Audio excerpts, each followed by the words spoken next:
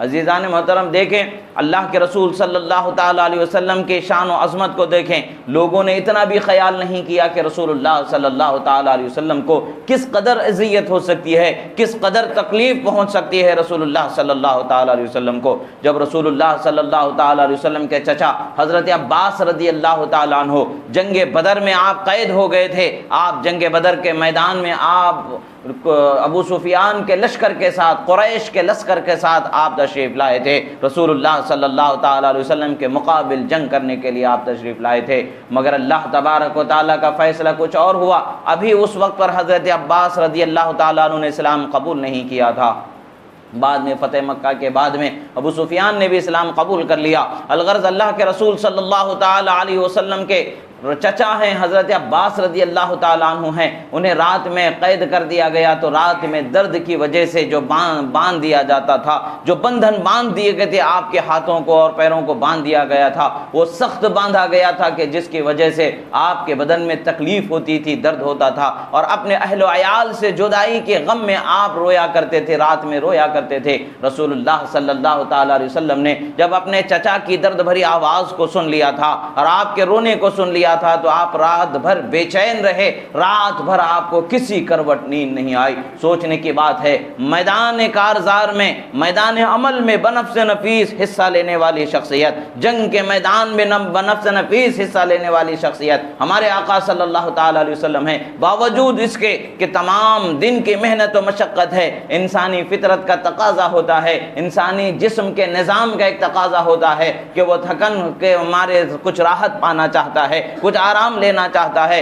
مگر اللہ کے رسول صلی اللہ تعالیٰ علیہ وسلم کو اللہ تبارک و تعالیٰ نے بہت عرفہ و اعلیٰ بنایا تھا، بہت اعلیٰ نظام سے آپ کو اللہ تبارک و تعالیٰ نے تخلیق فرمایا۔ ہمارے نبی کی شان تو بہت بلند و بالا ہے، عام انسان آپ کی طاقت و قوت کا ادراک ہی نہیں کر سکتے ہیں، باوجود اس کے فطرت کا ایک تقاضا ہوتا ہے کہ جب فتح ہو چکی ہے تو رات میں راحت پائی جائے، آرام لیا جائے، مگر اللہ کے رسول صلی اللہ تعالیٰ علیہ وسلم نے فطرت کے اس تقاضے کے خلاف میں رات بھر پریشان ہو کر کے گزارا۔ بات کیا تھی کہ آپ کو یہ ناگوار گزر رہا تھا کہ آپ کے چچا کے درد بھری آواز سنیں، آپ کو تکلیف ہو رہی تھی، اور آپ کے چچا کا رونا آپ کو تکلیف دے ہو رہا تھا۔ صبح آپ نے فوراً فدیہ لے کر کے انہیں آزاد فرما دیا، اور فدیہ لے کر کے آزاد کر دیا، تو اس کے بعد حضرت عباس رضی اللہ تعالیٰ عنہ نے اسلام قبول فرما لیا۔ بہت ہی قلیل وقت میں حضرت عباس رضی اللہ تعالیٰ عنہ نے اسلام قبول فرما لیا۔ اور اسی طریقے سے رسول اللہ صلی اللہ تعالیٰ علیہ وسلم کے چچا کے ساتھ جو سلوک کیا گیا تھا، ایک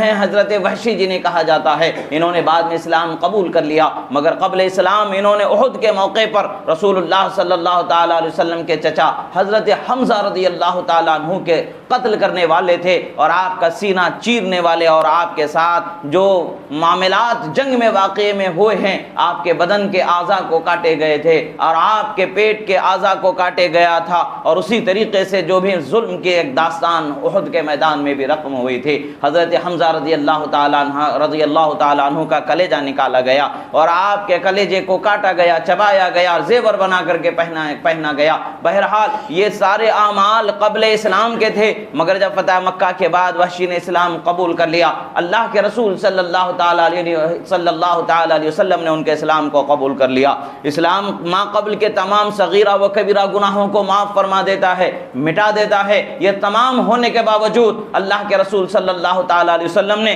ان سے کہہ دیا تھا کہ میرے سامنے نہ آیا کرو، مجھے تمہارا چہرہ نہ دکھایا کرو، باوجود اس کے کہ ان کا عمل جو قبل اسلام کے تھے معاف کر دیے گئے ہیں، بخش دیے گئے ہیں، اللہ کی بارگاہ میں معافی کا انہیں مشتہ مل چکا ہے۔ اسلام ما قبل کے تمام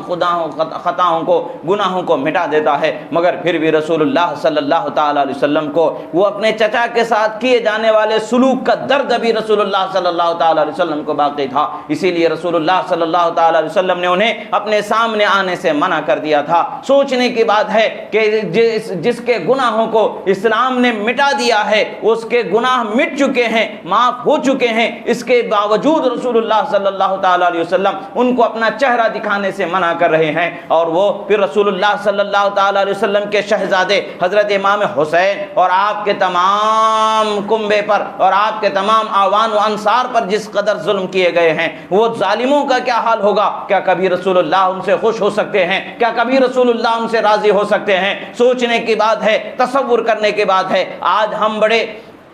وثوق سے یہ کہنے کی کوشش کرتے ہیں کہ یقیناً اللہ اور اس کے رسول صلی اللہ تعالیٰ علیہ وسلم کو راضی کرنے والے ہی پر اللہ اور اس کے رسول صلی اللہ تعالیٰ علیہ وسلم کے انعامات ہوتے ہیں، اور رسول اللہ صلی اللہ تعالیٰ علیہ وسلم جس شخص سے راضی نہیں ہوں گے وہ کون سا شخص ہے جس سے راضی نہیں ہوں گے؟ یقیناً اللہ اور اس کے رسول کا جو دشمن ہے اس سے اللہ اور اس کے رسول راضی نہیں ہوں گے۔ اور اللہ اور اس کے رسول کا دشمن کون ہے؟ جو اللہ اور اس کے رسول کو ایذا پہنچانے والا ہے، وہ اللہ اور اس کے رسول کا دشمن ہے، قول سے، فعل سے، عمل سے، جس طریقے سے بھی اس نے اللہ اور اس کے رسول صلی اللہ تعالیٰ علیہ وسلم کو تکلیف پہنچانے والا ہے۔ سوچنے کی بات ہے کہ صرف رات میں ہاتھوں کا باندھ دیا جانا چچا کا رسول اللہ صلی اللہ تعالیٰ علیہ وسلم کو ناگوار گزرا تھا۔ آپ کے شہزادے کے جسم کو، آپ کے شہزادے حضرت امام حسین شہید کربلا اور ان کے تمام اعوان و انصار، تمام ان کے رشتہ داروں کو جو جسم کو ان کے جدا کیا گیا تھا، اعضاء کو کاٹا گیا تھا، سروں کو تنوں سے جدا کیا گیا تھا، اور ان کے جسموں پر گھوڑوں کو دوڑایا گیا تھا، یہ سارے معاملات رسول اللہ صلی اللہ تعالیٰ علیہ وسلم کو کیسے گوارا ہو سکتے ہیں؟ یقیناً رسول اللہ صلی اللہ تعالیٰ علیہ وسلم کو ان واقعات سے از حد تکلیف پہنچی ہے، اور وہ تکلیف پہنچنے کا، وہ تکلیف ہونے کا یہ بیان بھی ہمیں روایتوں میں ملتا ہے کہ رسول اللہ صلی اللہ تعالیٰ علیہ وسلم کو یقیناً کیے جانے والے اعمال سے، ان کیے جانے والے ظلم کے یہ حرکتوں سے رسول اللہ صلی اللہ تعالیٰ علیہ وسلم کو تکلیف پہنچی ہے۔ کیا ہے؟ حضرت ابن عباس رضی اللہ تعالیٰ عنہ بیان فرماتے ہیں، حدیث مبارکہ ہے،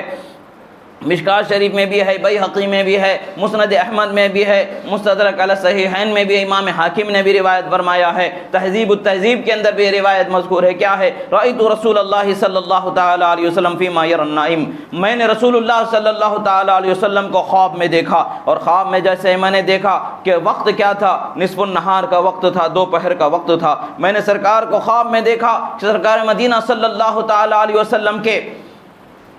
چہرے مبارکہ پر، آپ کے ریشے مبارکہ پر، آپ کے داڑھی مبارکہ پر، بال مبارکہ پر گرد و غبار کا اثر نظر آ رہا تھا، اور آپ کے بال بکھرے ہوئے تھے، جس طرح سے کوئی آدمی سفر میں ہوتا ہے تو بال بکھر جاتے ہیں، اس طریقے سے آپ کے بال بکھرے ہوئے تھے، اور آپ کے دست مبارک میں خون بھرا ایک چھوٹی سی شیشی تھی جس میں خون بھرا ہوا تھا۔ رسول اللہ صلی اللہ تعالیٰ علیہ وسلم کو میں نے اس حال میں دیکھا تو میں نے عرض کیا، یا رسول اللہ، میرے ماں باپ آپ پر قربان، میرے ماں باپ آپ پر قربان یا رسول اللہ، یہ کیا معاملہ ہے؟ فرمایا رسول اللہ صلی اللہ تعالیٰ علیہ وسلم نے فرمایا، حسین اور اس کے تمام اس کے رفیقوں کا خون ہے، میں اس میں جمع کر رہا ہوں، اور میں ابھی حضرت امام حسین کے قتل گاہ سے واپس لوٹا ہوں۔ رسول اللہ صلی اللہ تعالیٰ علیہ وسلم نے فرمایا کہ میں نے